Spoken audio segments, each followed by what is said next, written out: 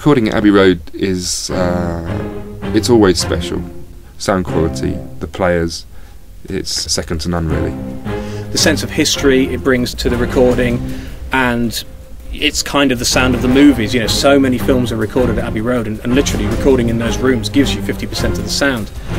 Matt's score for Dead to Rights is quite aggressive, very modern, and has a slightly urban feel, and I think it will reflect the aggressive and very modern feel that the game has. It's got this slightly oppressive feel to it, this sort of dark, almost film noir emotion coming through from the score. What I wanted to achieve with the music of Dead to Rights is to create a score that was dark, aggressive and modern. From the opening chords at the front end through to the music cues that happen in game, what I tried to do was complement the tone of the game, the sort of dark, oppressive look of the levels, but also trying to capture the sense of the exhilaration that you get from being in the fights of the game. I would start the music composition on the piano to get the overall melodic structure. Once I got that, play that to the team, get some feedback. I would then add guitar, bass, synths, some strings and some brass.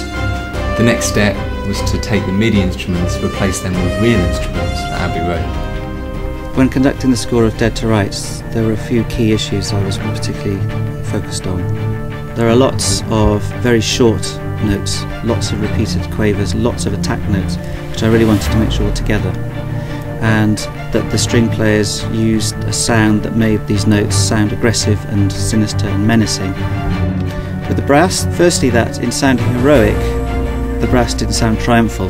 It wasn't that kind of hero. This is very much an anti-hero. The second issue was with the French horns, lots of low notes, which are very difficult to produce live, over and over again in a recording session situation.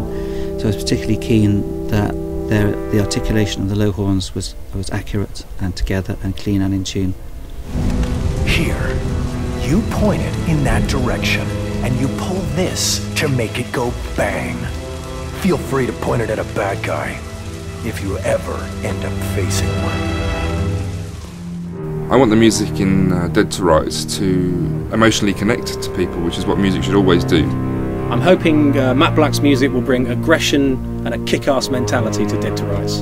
We arrest people, we bring them in, and we question them. This is your goddamn mess, not mine. Frank, wait! You clean this up. We've got a trail that's getting cold. Frank! Frank! Damn it!